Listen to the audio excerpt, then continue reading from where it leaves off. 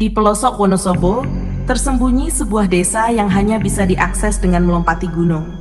Desa itu dulunya subur dan makmur, tetapi ada satu hal yang menjadi rahasia kelam. Moral masyarakatnya hancur. Mereka mengabaikan nilai agama dan adat, serta terjerumus dalam perbuatan zina yang dianggap biasa. Orang tua tak lagi dihormati, adab terlupakan, dan suara azan seolah tenggelam oleh gelak tawa malam yang penuh maksiat. Penduduk sekitar enggan mendekati desa itu, seakan ada aura gelap yang menyelimutinya. Hingga suatu malam, pertanda buruk mulai muncul. Seorang pendatang yang tersesat ke desa itu mengaku melihat sosok tinggi besar berdiri di puncak gunung, menatap lurus ke arah pemukiman. Warga desa menertawakan peringatan si pendatang dan mengusirnya dengan kasar. Namun, tak lama setelah itu, kejadian mengerikan pun terjadi. Langit yang semula cerah berubah mendung pekat. Kilatan petir menyambar tanpa henti, seolah marah kepada bumi. Malam itu, tanah bergemuruh hebat. Gunung yang selama ini menjadi pelindung justru berbalik mengubur desa. Longsor dahsyat terjadi tanpa memberi kesempatan bagi siapapun untuk lari. Jeritan manusia tertelan oleh suara gemuruh batu dan lumpur yang mengalir deras, menenggelamkan seluruh desa dalam hitungan menit. Keesokan harinya, para penduduk dari desa sekitar yang nekat naik ke gunung terkejut mendapati kenyataan bahwa desa itu lenyap.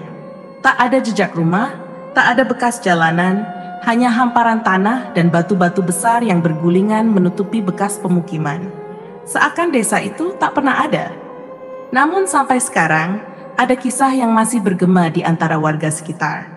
Kadang, saat malam sunyi, terdengar suara tawa samar di tengah kabut gunung. Beberapa orang yang lewat mengaku melihat bayangan sosok manusia berdiri di tebing yang dulunya mengarah ke desa itu, seakan menyesali dosa yang tak sempat ditebus sebelum ajal menjemput. Cerita ini mengingatkan kita pada kisah nyata yang terjadi di Duku Legetang, sebuah dusun di Dieng, Jawa Tengah.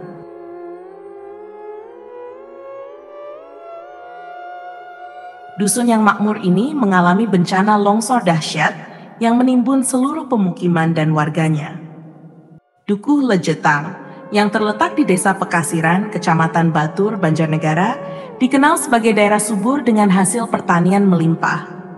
Namun di balik kemakmuran itu, beredar cerita tentang perilaku menyimpang warganya, seperti perjudian, minum minuman keras, dan perzinaan. Bahkan ada kisah bahwa musyalah di duku tersebut digunakan sebagai tempat judi. Pada malam naas itu, hujan lebat mengguyur wilayah tersebut.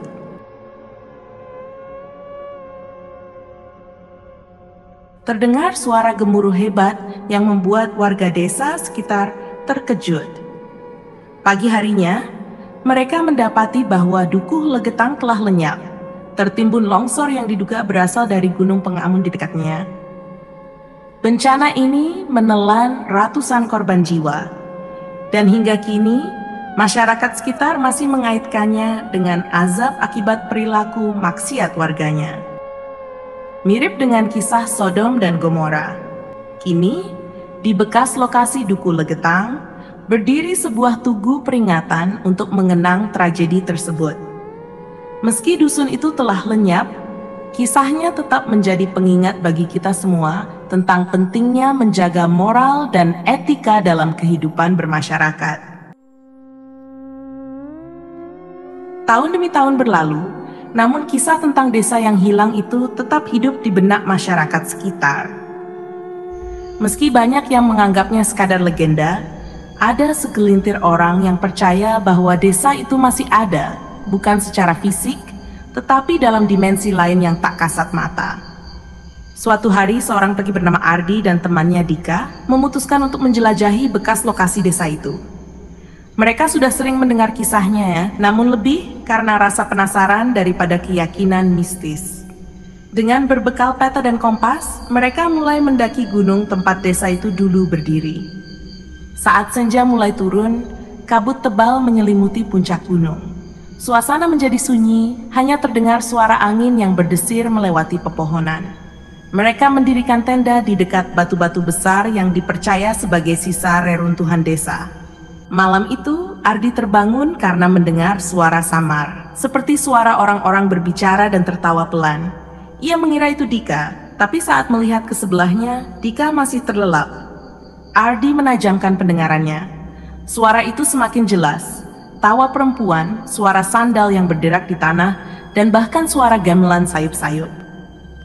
Ia memberanikan diri mengintip dari balik tenda. Dan di sanalah ia melihat sesuatu yang membuat bulu kuduknya meremang. Di kejauhan, di antara kabut, ada bayangan-bayangan samar seperti orang-orang yang sedang beraktivitas di sebuah pasar. Ada yang menjual sayur, ada yang membawa kendi, ada anak-anak kecil berlarian. Semua terlihat normal, tetapi tubuh mereka tak utuh, seakan hanya terdiri dari kabut tipis yang bergerak mengikuti angin.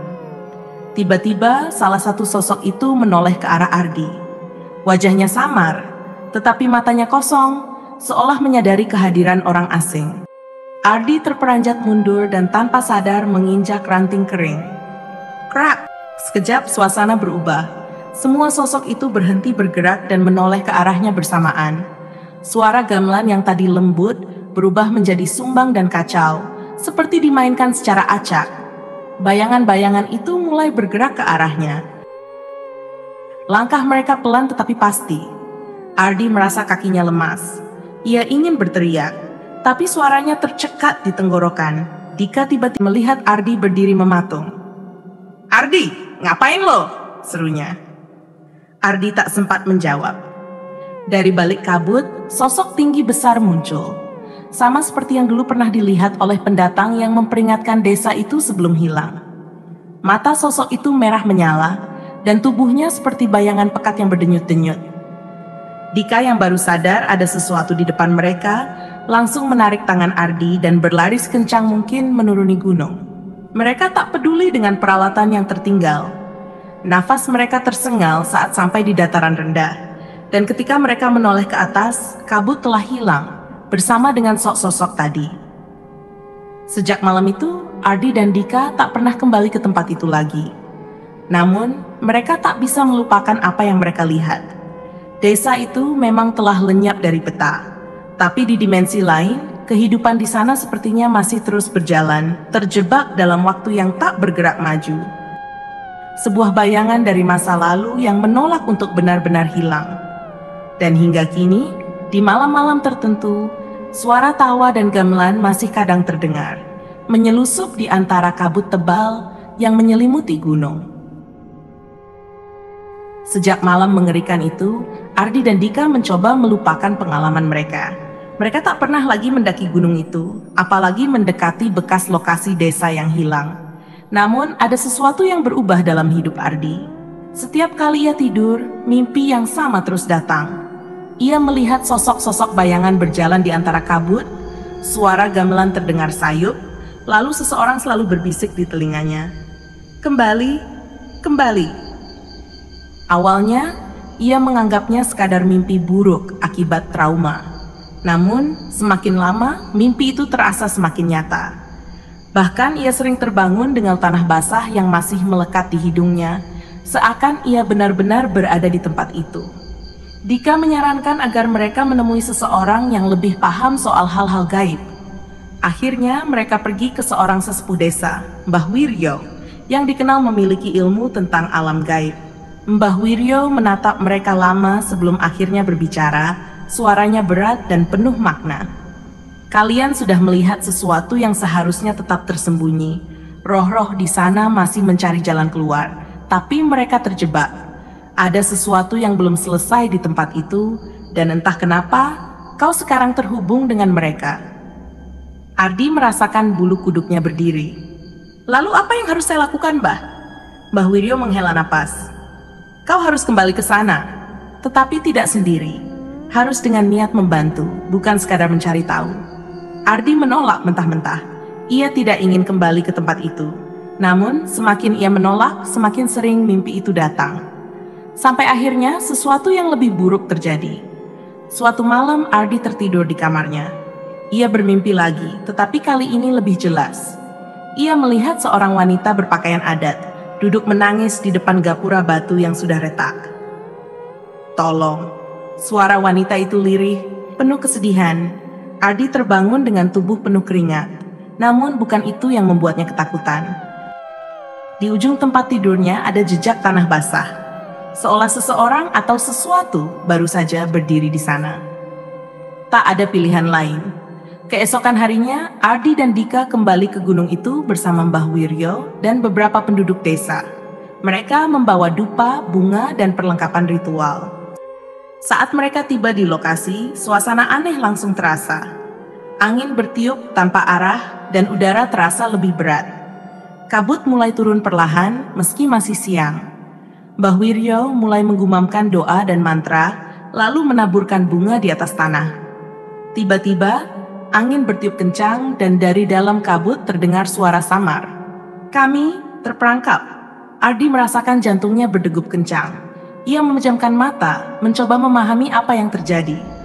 Dalam sekejap, ia merasa seperti ditarik ke dalam dimensi lain. Saat membuka mata, ia bukan lagi di tempat yang sama. Ia berdiri di tengah sebuah desa yang tampak utuh. Rumah-rumah berdiri kokoh, pasar ramai, orang-orang berjalan dengan wajah biasa. Namun, ada sesuatu yang janggal. Langit berwarna kelabu, dan semua orang berjalan tanpa ekspresi. Mereka seperti hidup, tetapi juga seperti mayat hidup. Tiba-tiba, dari arah gapura batu, wanita yang ada dalam mimpinya muncul. Wajahnya dipenuhi kesedihan. Tolong bebaskan, kami sudah terlalu lama terperangkap di sini. Ardi ingin bertanya, tetapi sebelum sempat berbicara, suara gemuruh tiba-tiba menggema. Tanah bergetar hebat, dan dari kejauhan, bayangan hitam raksasa muncul. Sosok yang sama yang pernah ia lihat dulu. Pergi! Suara itu bergemuruh. Ardi merasakan tubuhnya tertarik kembali dan tiba-tiba ia kembali ke dunia nyata. Ia tersungkur di tanah, napasnya tersengal. Mbah Wiryo menatapnya dengan serius. Mereka belum benar-benar hilang. Ada sesuatu yang menahan mereka di sana. Ardi tahu ini belum berakhir. Desa itu mungkin sudah lenyap dari peta, tetapi bayangannya masih tetap ada, menunggu seseorang yang bisa mengungkap rahasia di baliknya. Dan kini, ia adalah bagian dari kisah itu.